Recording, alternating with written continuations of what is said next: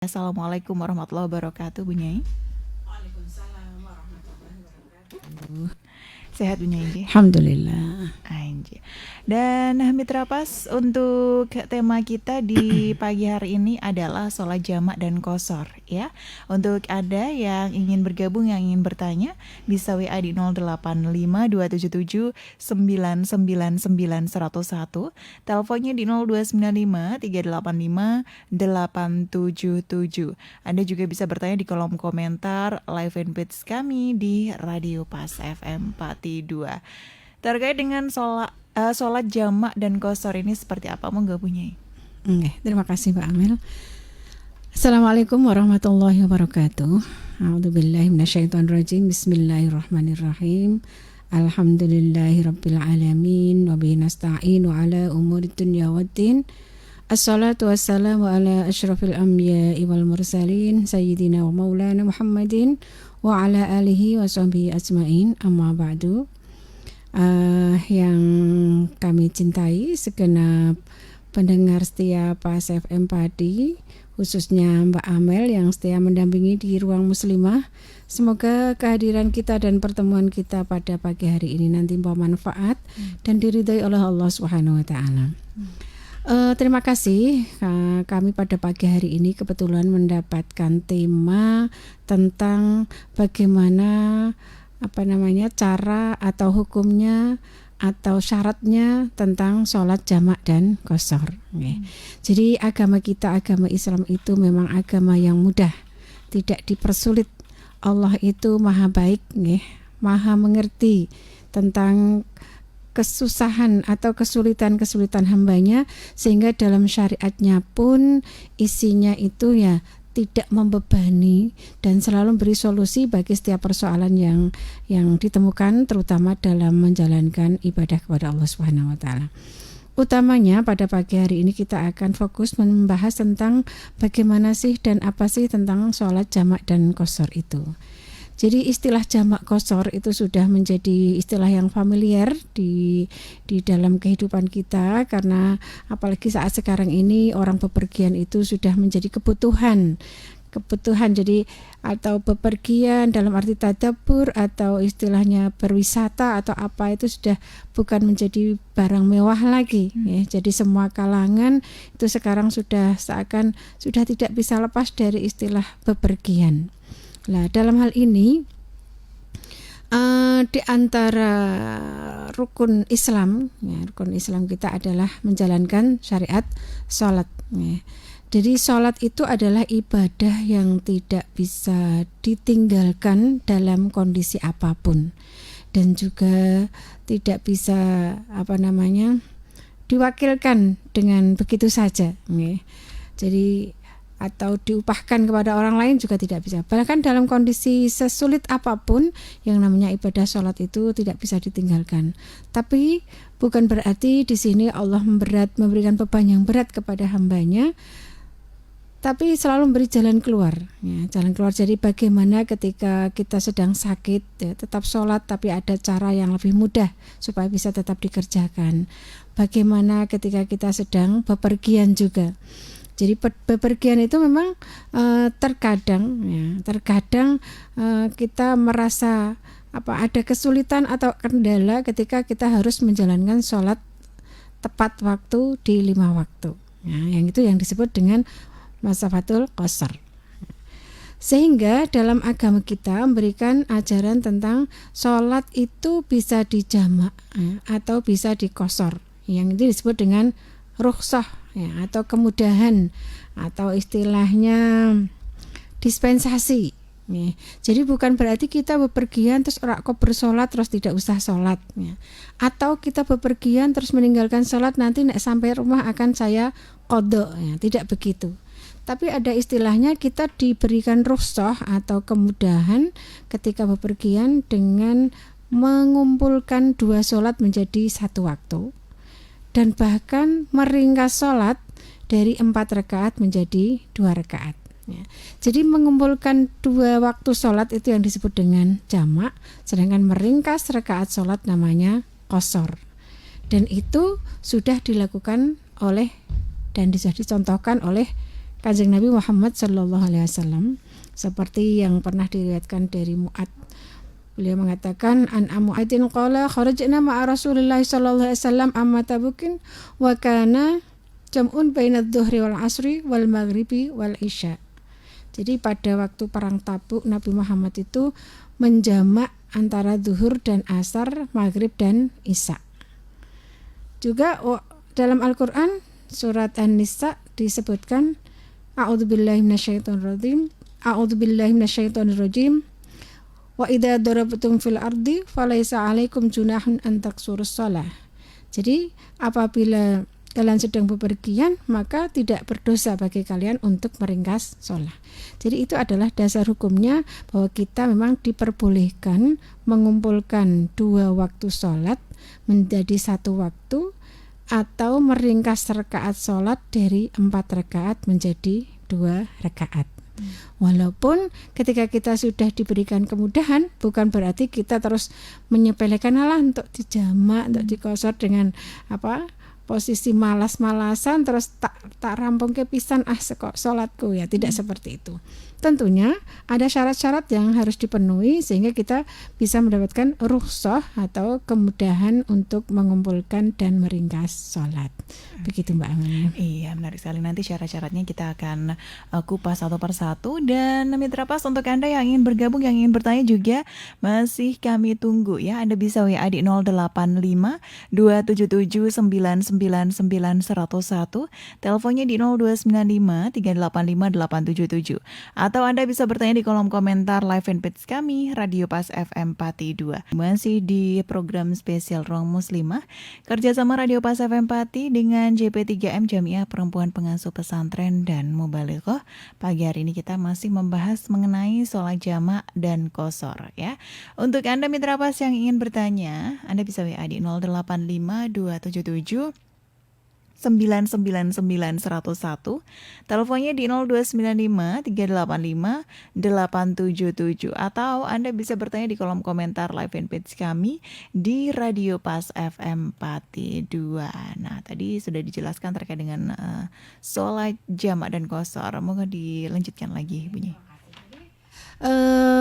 Tidak asal kita jamak, tidak asal kita qashar, tapi ada beberapa syarat sehingga kita diperbolehkan untuk menjamak atau mengqashar sholat. Jadi yang pertama syaratnya supaya kita bisa diperbolehkan menjamak. Jadi bepergian kita perginya, musafir kita, safar kita itu punya tujuan yang jelas. Tujuan yang jelas itu ya kita mau kemana. Tidak asal muter-muter sampai jauh, tidak tahu mau kemana, ya, itu berarti belum memenuhi syarat yang pertama. Jadi tujuannya itu jelas. Jadi mau kemana? Mau ke Malang, ya. Saya mau ke Jakarta, saya mau ke Jogja, ya. Kalau di sini yang kemungkinan boleh menjamak dari segi jaraknya, ya. Tujuannya jelas. Saya mau silaturahim ke saudara saya di Jogja. Saya mau wisata di Trans Bandung misalnya, ya, atau kemana, ya. Jadi tujuannya jelas. Yang kemudian yang kedua, perjalanan yang dilakukan itu adalah perjalanan yang tidak dalam rangka maksiat, ya. Tidak dalam rangka maksiat, atau perjalanan itu mubah, ya, mubah atau bahkan sunnah atau wajib bahkan, ya. Misalnya kita sedang pergi haji, itu berarti boleh, ya. Atau sunnah, kita mau silaturahim ke rumah saudara, atau mau pergi umroh, ya, yang sudah berkali-kali kan jadi hukumnya sunnah, itu boleh. Atau bahkan mubah itu ya sekedar istilahnya anak-anak sekarang ya healing, ya. Itu kan tidak asal di dalam perjalanan itu tidak diselipi atau tidak dibarengi dengan kegiatan-kegiatan yang maksiat. Perjalanan itu sendiri adalah mubah. Jadi ya tidak dosa, ya tidak dosa, ya tidak dapat pahala. Artinya tidak dianjurkan, ya, tapi juga tidak apa-apa. Nah, itu pun masih boleh menjalankan rukhsah jamak atau qashar. Kemudian yang ketiga, ya, selain tujuannya jelas, kemudian dalam kegiatan itu perjalanannya itu mubah atau sunnah, juga ada jarak minimal tempuh.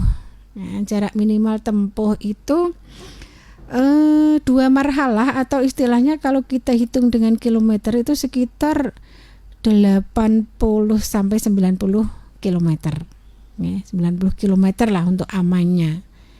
Jadi tujuan ke lokasi itu 90 kilometer, ya. Bukan muteri desa, ya, sampai berkali-kali sampai 90 kilometer. Ya. Itu jarak minimalnya. Kalau lebih ya sini Jakarta yang mungkin sekitar 400 sampai 500 meter apalagi gitu kan. Kemudian yang keempat, harus ada niatnya. Ya, niat jamak qashar itu harus diniati ketika takbiratul ihram. Kalau niatnya udah kelewat ya harus menyempurnakan. Ya, kalau di qashar ya misalnya harus menyempurnakan. Harus niatnya pas waktu di takbiratul ihram. Nah, yang namanya niat ini boleh dalam bahasa Arab, boleh dalam bahasa Jawa atau bahasa Indonesia, karena niat itu tidak dilafalkan, ya. Tidak dilafalkan, cukup bergetarnya hati atau bicaranya hati bahwa sedang saya niat sholat zuhur, ya, jamak qashar bersama sholat asar 2 rakaat karena Allah itu juga bisa, ya. Atau kalau dengan bahasa Arab tentunya lebih baik gitu. Kemudian yang kelima, menjaga niat untuk tetap dalam keadaan safar sehingga selesai sholat. Jadi tidak ragu bahwa saya ini sedang bepergian. Tidak ada niat untuk menjadi mukim. Nah, tidak ada niat untuk menjadi mukim. Jadi masih yakin bahwa pas menjamak atau mengqashar itu bahwa saya ini memang sedang safar. Tidak untuk berlama-lama di sana, ya. Mukim itu batasnya adalah 3 hari.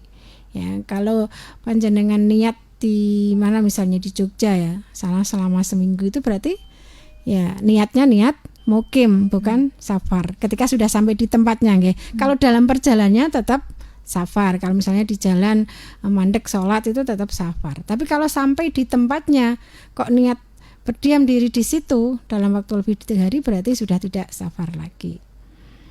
Kemudian selanjutnya,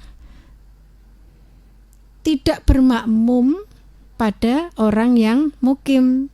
Ya, makanya biasanya kalau kita sholat di masjid, kita satu rombongan akan melakukan jamaah sendiri bersama rombongan kita. Tidak bergabung dengan jamaah yang sudah ada di masjid tersebut, karena memang untuk jamak qashar tidak boleh bermakmum pada orang yang mukim, ya, sehingga kita harus membuat jamaah sendiri yang sama-sama sedang musafir. Begitu. Kemudian yang berikutnya dan pagi hari ini kita masih membahas satu tema menarik terkait dengan sholat jamak dan qashar Mitra Pas, ya, bersama dengan narasumber Ibu Nyai Arina Hidayah. Sudah ada yang bergabung kali ini Ibu Diah di Pati. Assalamualaikum warahmatullahi wabarakatuh. Waalaikumsalam warahmatullahi wabarakatuh. Kalau kita bepergian jauh lebih dari 90 km dan niat ingin jamak qashar, kalau sudah sampai rumah, apakah ini boleh atau tidak, Bu Nyai? Oke. Jadi dimaksud bepergian itu tidak di rumah, ya, tidak di rumah.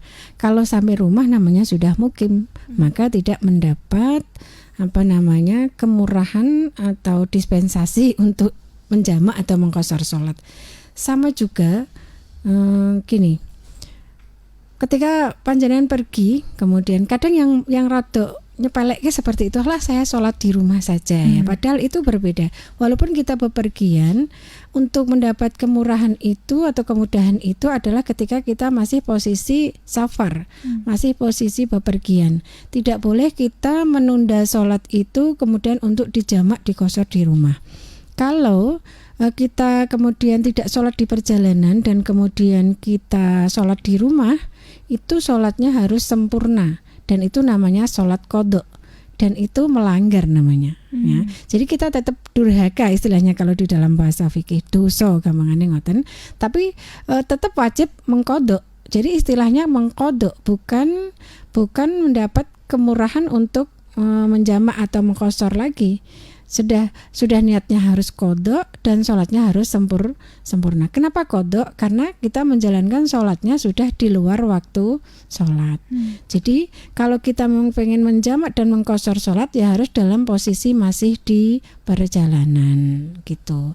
Sama juga ketika kita punya hutang sholat di rumah, kita pernah punya hutang di rumah sholat, kemudian kita bayar ketika kita bepergian biar bisa cepat dikosor, ya kan? Itu juga tidak boleh, ya, tidak boleh. Jadi membayar hutang ketika kita masih di rumah, ketika bepergian saya tak membayar hutang biar sholat asarnya cuma 2 rakaat, nggak boleh. Sama juga ketika kita bepergian kemudian kita sholat di rumah dengan menjalankan jamak qashar juga tidak boleh. Ngaten Mbak Amel. Oke, tadi Ibu Dia di Pati, terima kasih untuk pertanyaannya.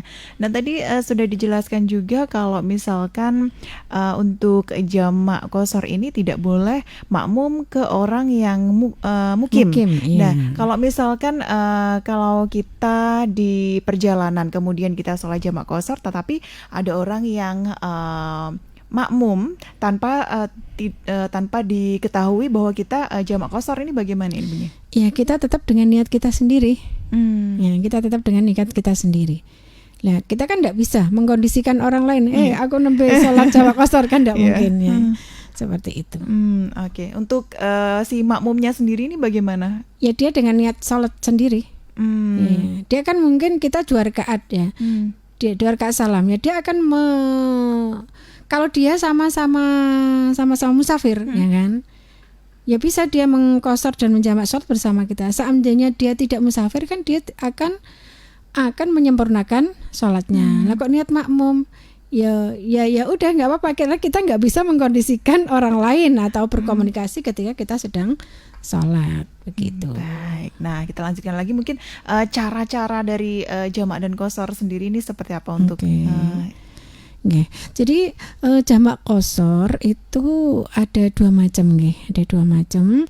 Bisa dilaksanakan di waktu sholat yang awal, bisa dilaksanakan di waktu sholat yang akhir. Sehingga ada istilah jamak takdim dan ada jamak takhir. Jadi jamak takdim itu ketika dilaksanakan di waktu sholat yang awal. Jadi misalnya zuhur dan asar kita laksanakan di waktu zuhur. Misalnya maghrib dan isya kita laksanakan di waktu maghrib. Itu namanya jamak takdim. Kemudian jamak takhir. Ya, jamak takhir itu ketika dilaksanakan di waktu sholat yang akhir. Kalau zuhur dengan asar berarti dilaksanakan di waktu asar. Kalau maghrib dengan isya berarti dilaksanakan di waktu isya. Jadi kenapa Allah memberikan syariat seperti ini ya? Nah ini sebenarnya mengandung kemudahan. Jadi dalam perjalanan terkadang kita itu lebih memungkinkan sholat di awal waktu, tapi terkadang lebih memungkinkan sholat di akhir waktu. Nah kedua-duanya boleh. Cuma kalau kita sholat jamak takhir, ya, itu niatnya harus di awal waktu. Misalnya di zuhur ya, zuhur. Kita dalam perkiraan perjalanan, wah kita susah ini nak, kita harus turun di waktu zuhur. Ya, kita jamak takhir aja. Seperti itu namanya sudah niat bahwa saya nanti akan sholat zuhur di waktu asar. Lah biasanya kalau kita rombongan, ya misalnya rombongan tuh mestinya ketua rombongan harus mengumumkan ya ibu-ibu semuanya bahwa nanti kita akan sholat zuhurnya di waktu asar, jadi kita jamak takhir, monggo diniati sedoyo, seperti itu. Karena kalau tidak diumumkan kan bisa jadi penumpang yang lain tidak tahu kita nanti turunnya di jam berapa, di waktu apa. Ya, karena kalau jamak takhir harus niatnya di awal gitu. Oke, itu terkait dengan cara-caranya, tidak sembarangan. Tidak sembarangan ya. Dan urut-urutannya juga begitu. Kalau kita sholat zuhur dan asar di jamak takdim, maka kita berarti sholat zuhur terlebih dahulu. Ya, kalau di sholat asar itu boleh zuhur dahulu atau asar dahulu. Gitu. Oke, itu dia tadi Mitra Pas ya. Kita masih menunggu untuk Anda yang ingin bertanya, yang ingin bergabung. Anda bisa WA di 085 277 999 101 atau teleponnya di 0295 385 877. Anda juga bisa bertanya di kolom komentar live fanpage kami di Radio Pas FM Pati 2 ya. Untuk Anda yang ingin bergabung, yang ingin bertanya, masih kami tunggu. Anda bisa WA di 085 277 999 101, teleponnya di 0295 385 877 atau Anda bisa bertanya di kolom komentar live fanpage kami Radio Pas FM Pati 2. Sudah ada yang bergabung kembali, ada Ibu Nur di Wadari Jaksa. Assalamualaikum warahmatullahi wabarakatuh. Waalaikumsalam warahmatullahi wabarakatuh. Wanita itu kan istimewa. Kadang ada kalanya kita istihadhah juga. Nah, kalau misalkan wanita sedang istihadhah ini apakah bisa untuk menjamak sholat ini, Bu Nyai? Jadi tidak ada batasan untuk siapakah yang harus menjamak sholat. Jadi yang disyariatkan dalam jamak dan qashar adalah setiap muslim yang punya kewajiban untuk melaksanakan sholat. Termasuk wanita yang istihadhah juga wajib menjalankan sholat. Jadi dia termasuk juga ketika bepergian diperbolehkan untuk jamak dan qashar. Cuma yang perlu diperhatikan untuk wanita yang istihadhah itu kan tetap harus menjaga atau berusaha untuk bersih, berusaha untuk bersih. Artinya ketika dia mau sholat itu kan benar-benar harus mengganti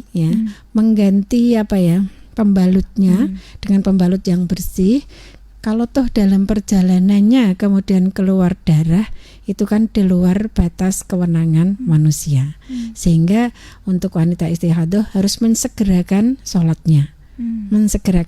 Maka terkadang ketika dia harus berjamaah dan menunggu waktu jamaah yang lama, misalnya ada pujian, ada apa-apa yang ritualnya lama, itu kan lebih baik dia langsung sholat sendiri ya. Tapi seandainya toh jamaahnya itu tadi cepet ya nggak masalah. Termasuk dalam jamak dan qashar, dia juga harus mensegerakan melaksanakan sholat setelah dia membersihkan kotoran yang ada di dalam dirinya. Dan yang perlu diperhatikan lagi dalam selain wanita yang istihadhah, perempuan biasa atau muslim lainnya pun ketika menjalankan jamak sholat, mengumpulkan dua sholat, antara sholat yang satu dengan sholat berikutnya itu harus dilaksanakan secara beruntun ya, langsung, nggak ada sholat sunnah ba'diyahnya ya, tidak pakai wiridannya ya. Seandainya ada sholat sunnahnya itu dilakukan setelah sholat yang kedua. Jadi intinya dalam jamak itu adalah mensegerakan antara sholat yang satu dengan sholat berikutnya, termasuk perempuan yang sedang istihadhah. Oke, itu tadi Bu Nur dari Jaksa. Jadi boleh saja untuk wanita yang istihadhah ini melakukan jamak qashar ini. Kita lanjutkan lagi Bu Nyai untuk materi kita, monggo. Ya. Mbak Amel, masih ada sisa waktu sedikit nih. Jadi beberapa hal yang harus kita penuhi dalam pelaksanaan jamak qashar itu menunjukkan bahwa syariat agama Islam ini memberikan ruang yang cukup bagi kita untuk tetap menjalankan sholat dalam posisi dan kondisi apapun. Toh demikian kita tetap harus hati-hati memperhatikan beberapa syarat yang harus kita penuhi, di antaranya yang tadi sudah saya sebutkan. Kemudian mungkin yang perlu diketahui juga adalah ketika hari Jumat kita bepergian. Nah, walaupun kita ini ruang muslimah, tapi ketika bepergian kita sering melibatkan kaum muslimnya ya, atau bapaknya, yang terkadang karena kepentingan suatu hal kita harus melaksanakan safar itu pada hari Jumat. Nah, sedangkan pada hari Jumat itu bagi bapak ada kewajiban untuk menjalankan sholat Jumat. Nah, ini bagaimana ketika sholat Jumat? Apakah kita boleh menjamak sholat antara sholat Jumat dengan sholat asar? Nah, padahal tadi ada ketentuan bahwa sholat jamak tidak boleh bermakmum pada orang yang mukim. Sedangkan ketika kita sholat Jumat, ya pastinya kita makmum dengan yang mukim ya kan, karena di situ kan ada banyak sistemnya banyak, ada rakaatnya juga beda, ada khotibnya, ada muadzin dan seterusnya. Nah, pengecualian untuk sholat Jumat ya, pengecualian untuk sholat Jumat. Tapi ya ini sebelumnya saya sampaikan dulu bahwa bapak-bapak ya, yang bepergian pada hari Jumat itu ada yang memang boleh tidak melaksanakan sholat Jumat, ya, sehingga dia akan menjalankan jamak qosornya seperti biasa, seperti kita. Ya. Ada bapak-bapak yang bepergian dari hari Jumat tapi tetap harus melaksanakan sholat Jumat. Nih.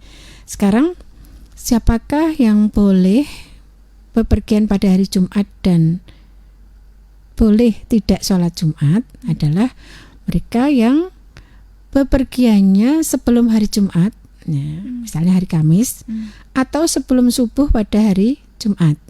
Ya, jadi pada hari Kamis sudah pergi, berarti hari Jumatnya kan masih sebagai musafir. Nah, itu kena keringanan jamak qosor. Ya. Atau jam 3 pagi udah berangkat meruput, ya, belum subuhnya di jalan. Nah, ketika kena waktu Jumat juga tidak berkewajiban melaksanakan sholat Jumat. Dia bisa melaksanakan jamak qosor seperti yang lainnya, para perempuan. Tapi ketika perginya itu hari Jumat pagi misalnya, hari Jumat pagi, maka ini bapak-bapak tetap diwajibkan untuk melaksanakan sholat Jumat. Nah ini terus bagaimana? Apakah nanti sholat Jumatnya boleh dijamak dengan asar? Boleh, ya, boleh. Jadi langsung saja salam terus berdiri melanjutkan sholat jamak takdim.